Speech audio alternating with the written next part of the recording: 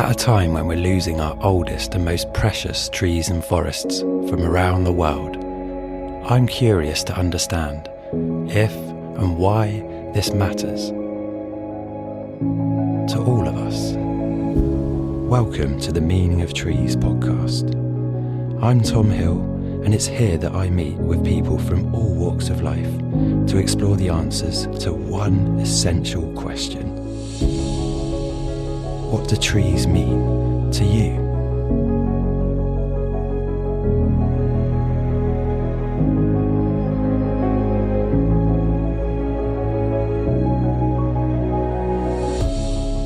After growing up in Singapore, Cheryl Silvawood explored and studied super remote coral reefs, mangrove swamps, and tropical rainforests teeming with life in Southeast Asia. But since moving to the UK, she's found her natural calling, trees. And in 2020, during the coronavirus pandemic, at a difficult time when she'd just lost her job, Cheryl started her In a Land of Giants blog, a way of sharing her story with trees that continues to inspire others to reach out to the living world around them for peace and reflection day to day. Now based in Devon, Cheryl continues to go from strength to strength in her journey as a conservation forester, arborist, and ancient and veteran tree specialist.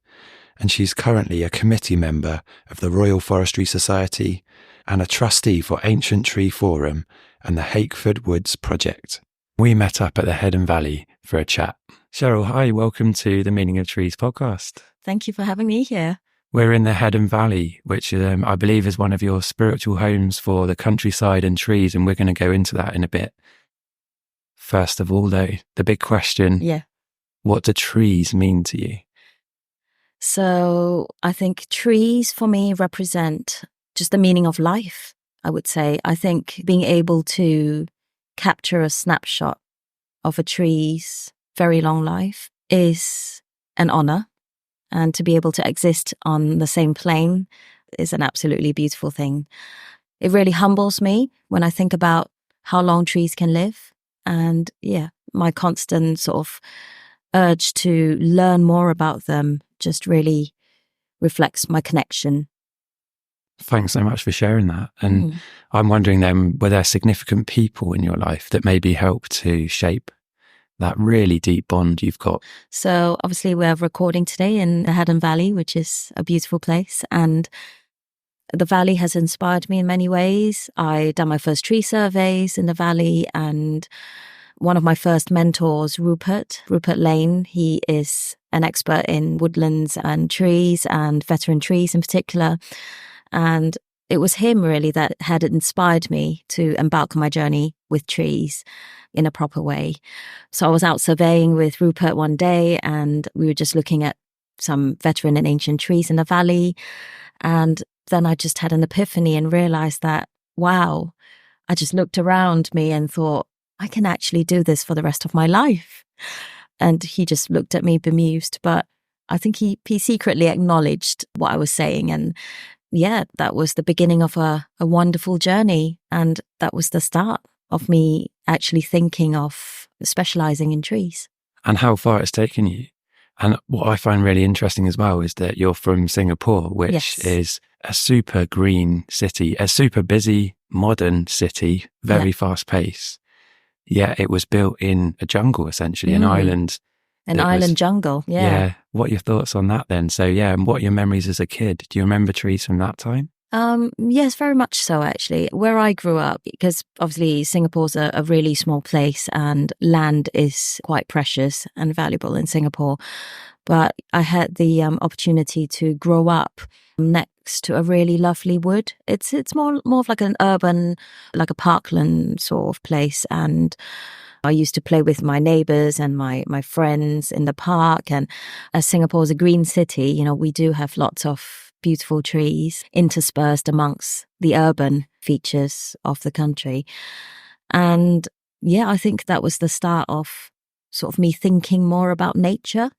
And I used to explore this park in great detail, just picking up leaves along the way, looking at them really closely and just studying them. And because it was my daily commute to school as well to primary school, I just really enjoyed that lovely walk every morning that I would take to school, and every afternoon when I would return back home. And there was such a peacefulness about it. And I think I tend to sort of get lost in that stillness, which is beautiful.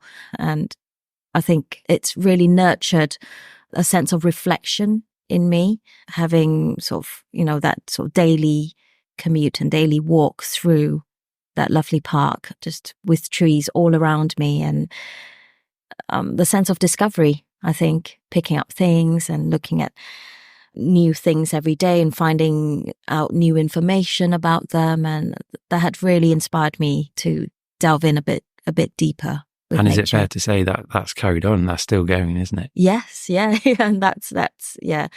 Luckily, it has carried on into my adult life, which is great. And I think growing up in Singapore as well, back then, I was a 90s child. So, there weren't that many distractions with mobile phones. And, I was born in the 80s, like the early 80s. But it was just really nice not to have digital distractions, I think, growing up. And because the city's built to be so green and you're surrounded by trees all the time, and, beautiful sort of flowers and all sorts of different species, I think people tend to take it for granted with what they have around them. And I think I was one of the few who would just stop halfway and to look at something like a branch that looked a bit funny. And maybe I was the weird one, but I was the inquisitive one, so I'll take that. And that sort of inquisitive nature, I think, has really propelled me forward into my future, which is now. And I think having that natural sense of curiosity is really important in learning. And obviously, I connected with nature a lot, which is why I really wanted to find out more about it. And I think it was the whole non-judgmental sense of being in nature, and there wasn't much you had to sort of worry about, and just immerse yourself into it and things will follow. So yeah, I've been very lucky to have that realization from a young age. So I feel really, really lucky. You say about not worrying, and I totally get that. But I've got a bit of a story to share with you. Okay. So my wife, Holly, actually was an expat in Singapore for some of her formative years. Right. And she tells me about this story. So she went on a night out and she was making her way back. She was on her own and it was like early hours of the morning. And she got to something in the pavement, crossing the pavement. And basically it was a giant constrictor snake. So perhaps it was a boa or a python. I don't know. But it had come out of the storm drain. And in her story, it's huge, right? Yeah. Now, constrictor snakes are a bit of a fear of mine. So I find this story really interesting. Yeah. But is that something you ever came across? Or? Oh my gosh, yeah, definitely. So I think I was about probably maybe 10 or 11, perhaps. And it was the Mid-Autumn Festival, which is what most Chinese people celebrate. And we take out little lanterns and we light them and we just carry them around. And we would meet our friends in the park and families would get together and just have a nice sort of gathering. And I remembered one year when we took out our lanterns and made our way to the playground, which is in the park. And there was a group of people crowding around the side of the edge of the park, the playground. And I just went up and lo and behold, there was a huge boa constrictor. And I had never seen a snake that big, that up close before. So I can definitely relate to Holly's experience of nature just finding ways to appear in the most bizarre places at the most bizarre times.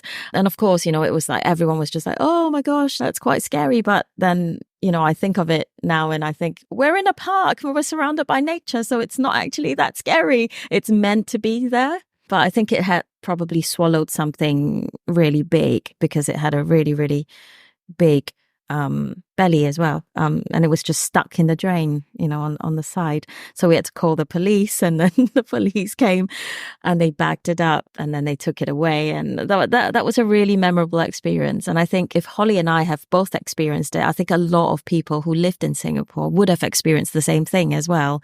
How did she feel?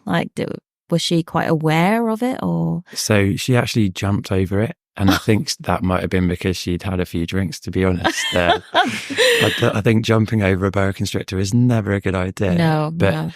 When Holly got in a taxi, she told the taxi driver about this snake, and he was like saying it was like a spirit that had come out. And I found that really interesting as well. Singapore's a really multicultural place. Yeah. What are the kind of perhaps spiritual or folklore associations that people have with trees or wildlife? Yeah, that's a really good question, actually. And I think as a child growing up, we tend to read a lot of local short stories. It was just that time of, that period where that was really trendy to pick up like a Singapore ghost stories or book about local legends and folklore. And, I think snakes, I would hope that they're more revered than feared. Because especially like Buddhists, for example, they find snakes representing wisdom, for example. And to see a snake would probably, symbolize something that you're going through. And it's a sign for like wisdom and perception, maybe. And then trees are more sort of like guardians, really, to some people. And the more traditional locals may say that trees carry spirits within them and, good or bad. It really depends on what sort of person you are. They tend to sort of manifest in different ways. But there are all these sort of like local legends and folklores that come with sort of things that appear in nature and different symbolisms for different creatures and wildlife. So, I don't think that's specific just to Singapore. I think, in every other country, there is that sense of, going back to find out more about like legends and stories that were traditionally sort of passed down through the generations. But I think that brings it down to the whole connection humans have with nature. And I think having that sort of visual and narrative aspect of that connection is really important. Yeah, It really is in so many different facets of human culture. My short memories of Singapore were that there were some really significant trees right in the city as well. Yeah. So I remember there was, I think it would have been a fig potentially, with, it looked like about 1,000 trees in one. Aerial roots coming down from the top branches. Bearing in mind, you've got these huge skyscrapers all around you. But I love the fact that those trees were still retained, and there were people sat by them eating food, chatting, still really important local meeting places as well. Yeah, and I think because Singapore is so built up as well with its urban architecture and skyscrapers, it's a very small country, but it's quite a populated country. And because the buildings sometimes may seem quite close together and, it's quite a hot and humid country as well, I think trees just provide that lovely sort of layer of shade, and people tend to sort of find tranquility sitting under a tree, for example. You then took your curiosity for the natural world into all sorts of places, and you went into journalism and photography. So I see that as kind of a study of what you were interested in. Yeah. I wasn't very academic. I would like to say that, I was really good at languages and geography, and I was really drawn into the world of sort of media and journalism. Photojournalism and photography was my way of capturing my surroundings and just immortalizing them into memory, I would say. And, I would just sort of carry that with me. And I was very inspired by nature because when I first started out in photography, I focused a lot on like natural shapes and shadows and light. I would play with a lot of those elements in my work and would often take my camera out with me, at any time of the day or night. I would be lurking around, just trying to find subjects that I could capture. And I really love the sort of natural shapes and patterns in nature. And because I had a film camera back then, we were exploring working with black and white film. That was the main medium I was sort of focusing on. And I really loved how it strips all the unnecessary.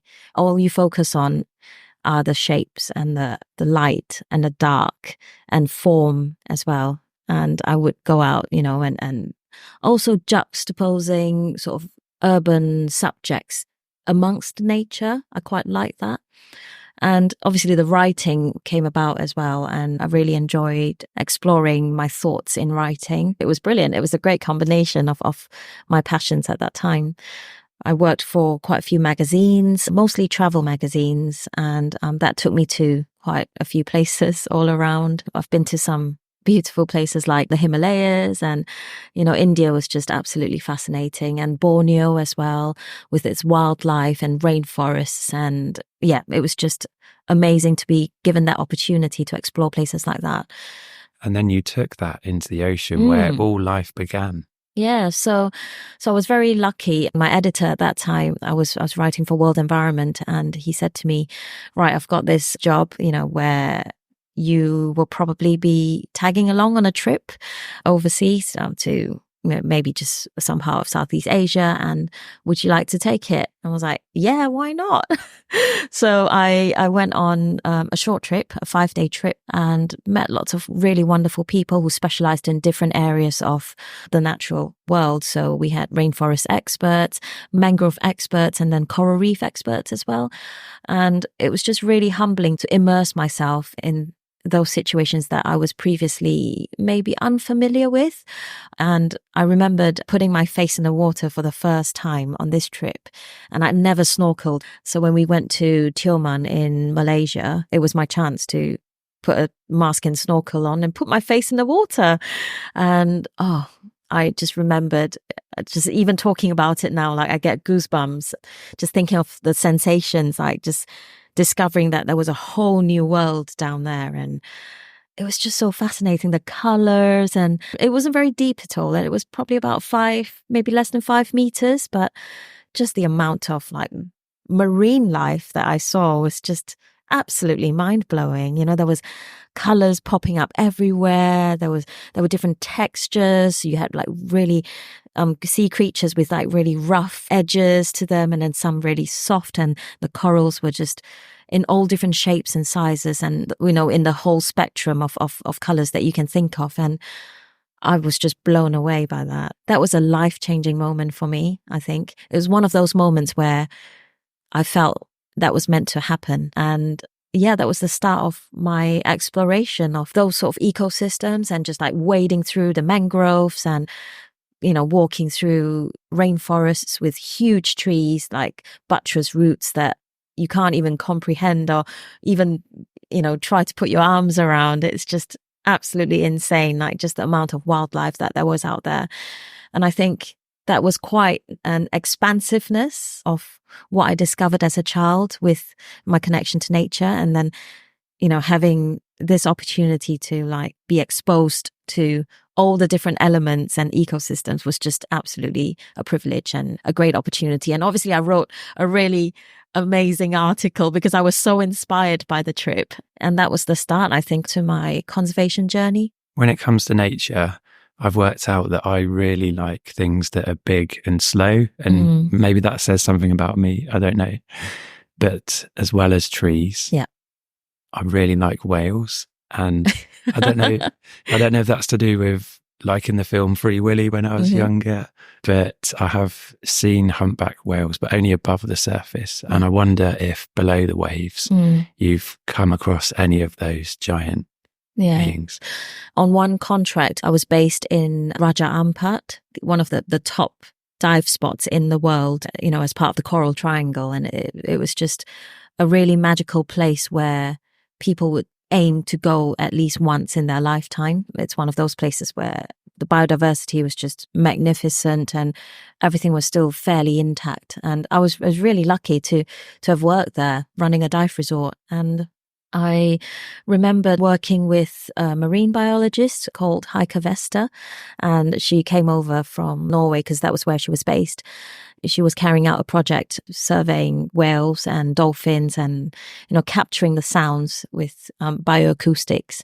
I would go out with her and her assistant, and we would just be sat in the boat, microphone in the water, and just listening to sounds, because she's got a really sensitive microphone that can pick up sounds from miles and miles away. And we were lucky enough to have captured quite a few sounds of different species underwater. But I was very fortunate to have seen the Bridie's whale.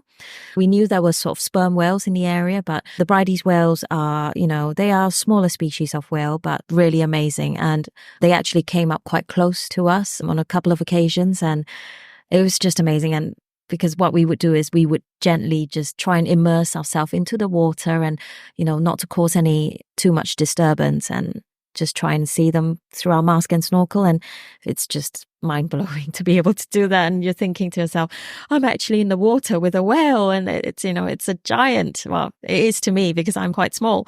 So yeah, it's a really incredible feeling. And to be able to see so many varied species like pilot whales and dolphins of all sorts. And yeah, it's just incredible.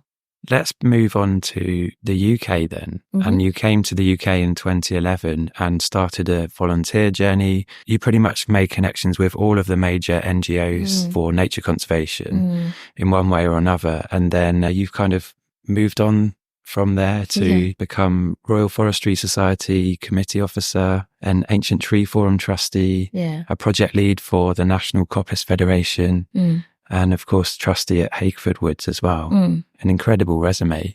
Thank you. That passion really has driven you far, right? Yeah, I think so. I think because I was still doing quite a bit of like photography and journalism when I was in Singapore, and it was all quite strange to me because I wasn't used to this sort of temperate ecosystem setting. And, I was so used to my tropical rainforests and mangroves and balmy, warm, beautiful waters, sunny, islands in Asia, in Southeast Asia especially. And yeah, I was just quite humbled by the fact that I didn't know anything. I hadn't really seen an oak tree before, and it was just all quite bizarre and really intriguing at the same time. And it really propelled me to want to learn more.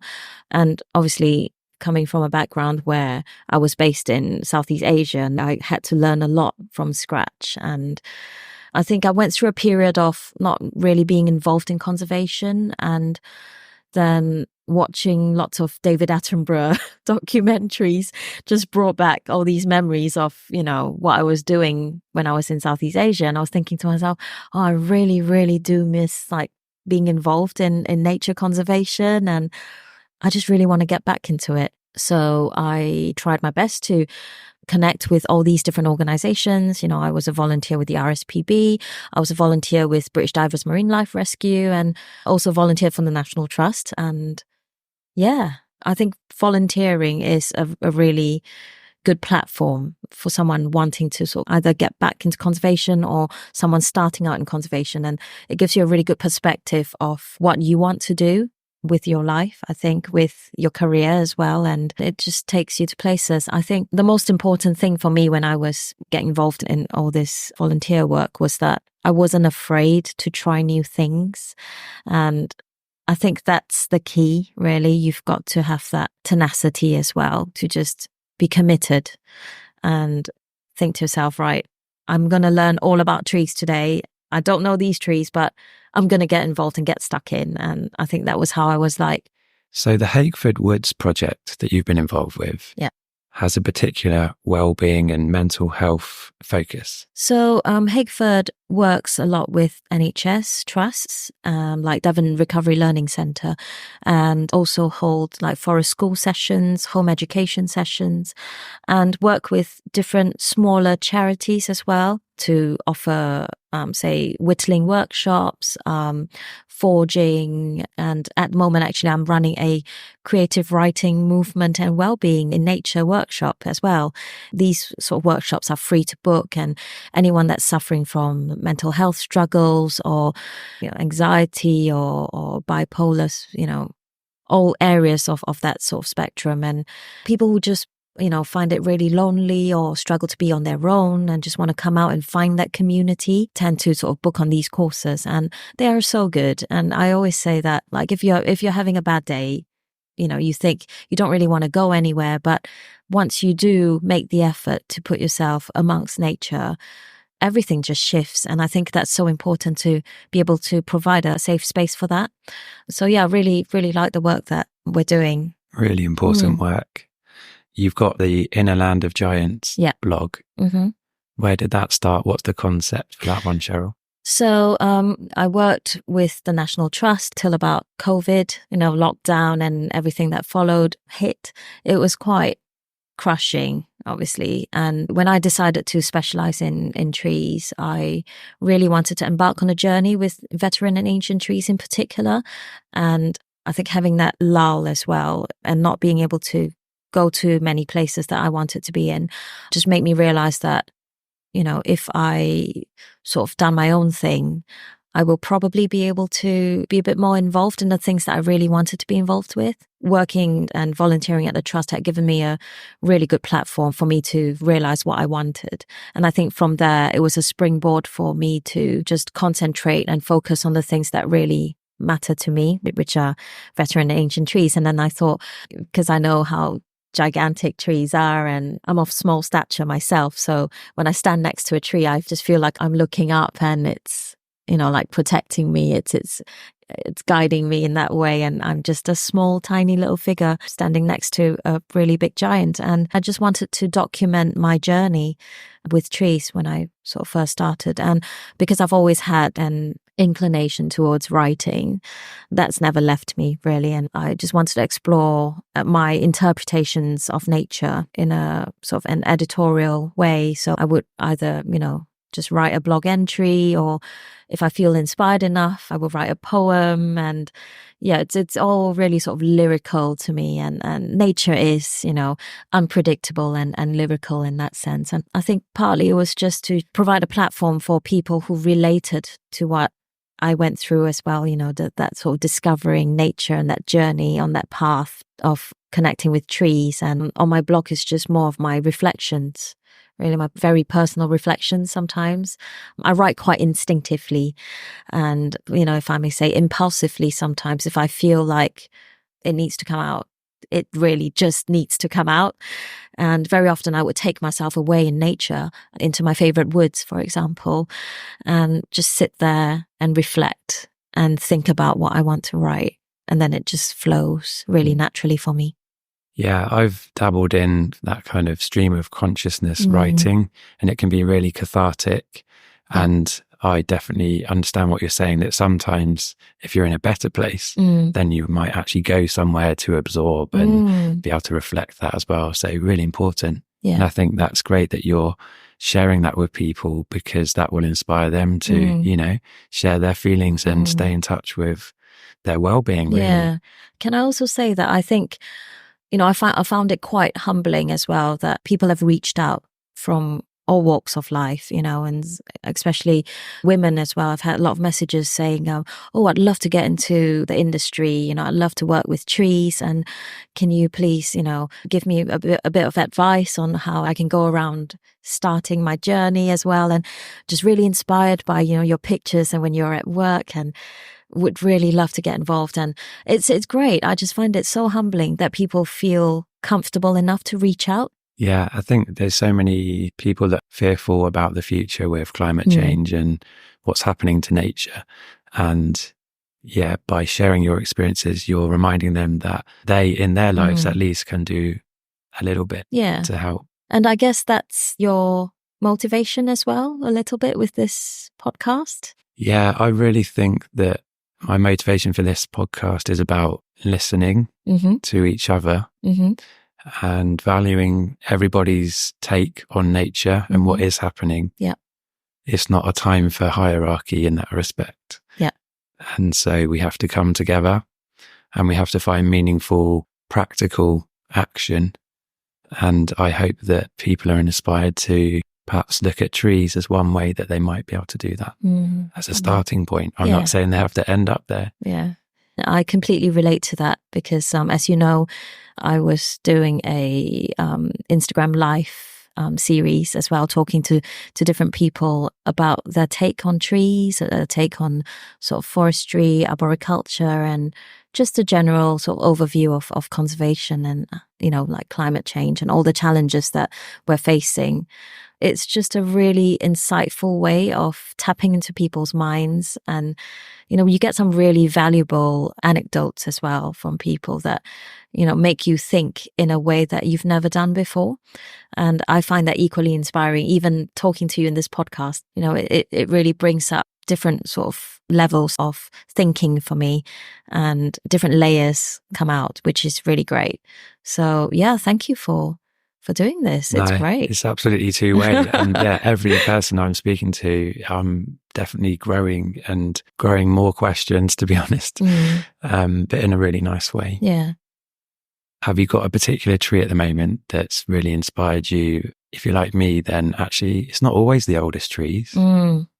Sometimes others can just throw up quirks that you'd never even thought about before. Yeah. So are there any in the last, month or so that you've seen that have kind of captured your attention? I was out surveying actually a couple of days ago and came across a really lovely coppiced ash. There was an opening, there was a gap in the middle of the ash, and 4 stems with almost sort of similar girths were just like extending upwards into the sky. And it looked like they were forms, like 4 different forms. And then I sat in the middle and I just put my phone on my bag and then tried to do like a photo of that. And it turned out really well. And I just looked at it after doing that and just looked up at the tree and thought, just how amazing is tree form?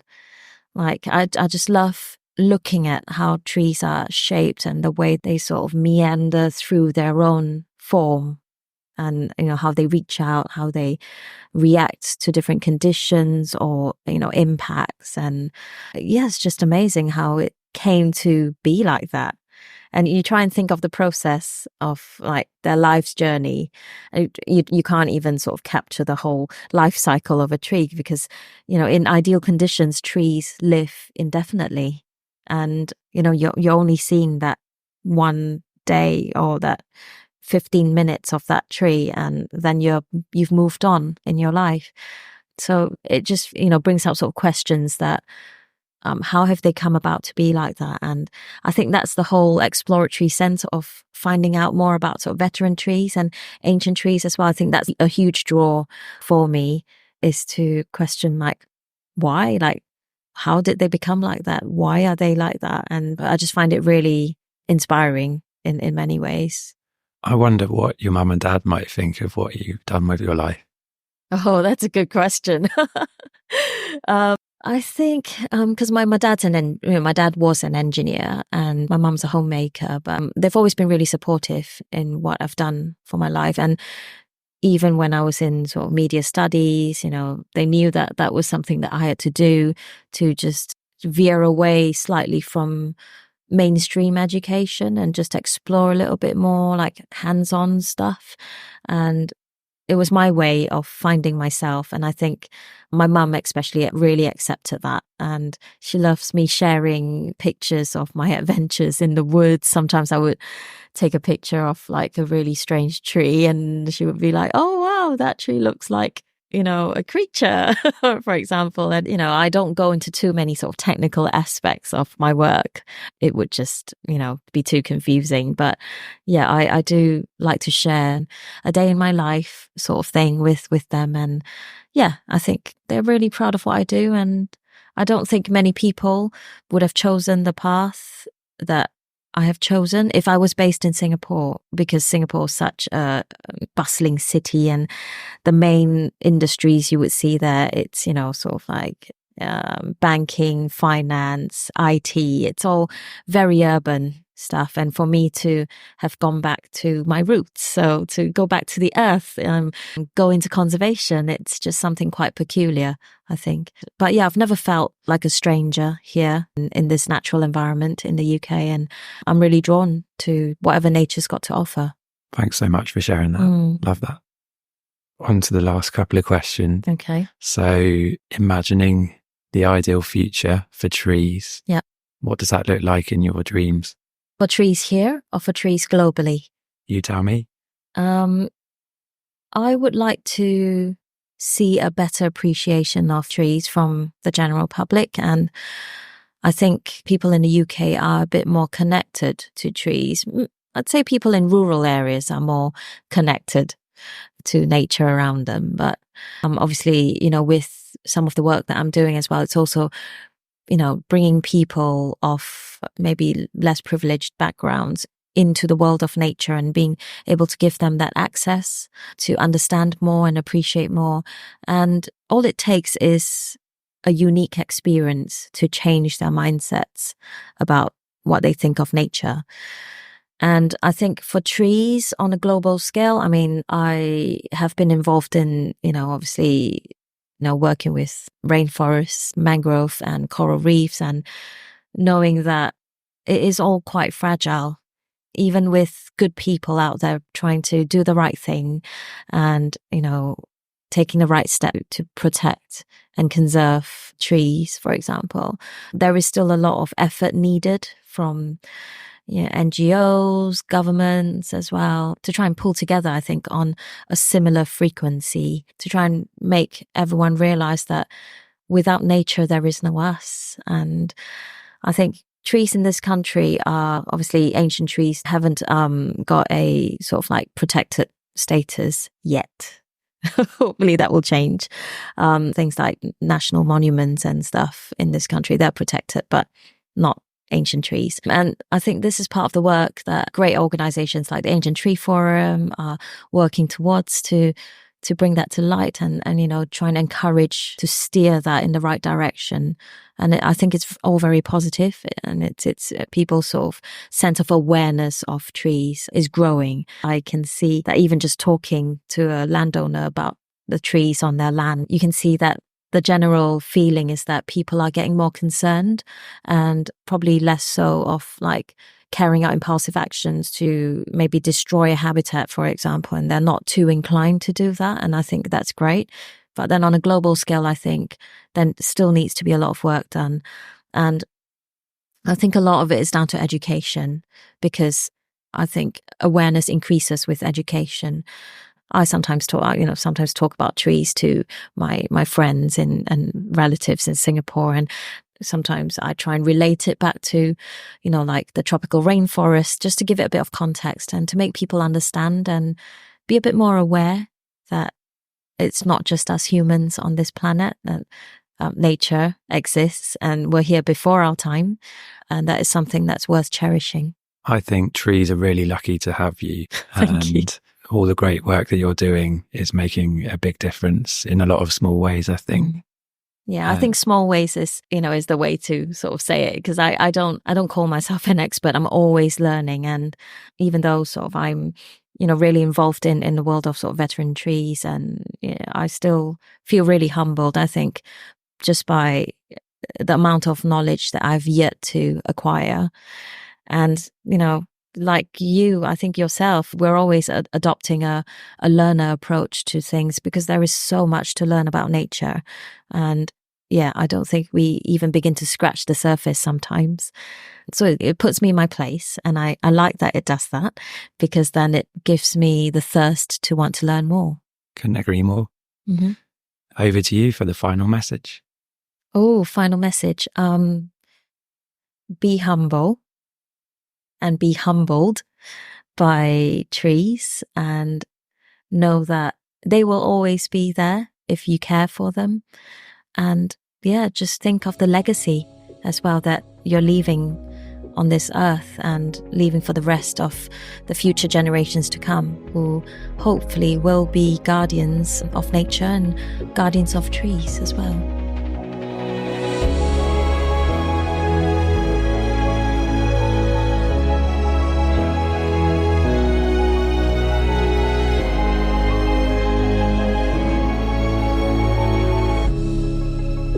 listening to the Meaning of Trees podcast. Don't forget to like, share and subscribe. And see you next time.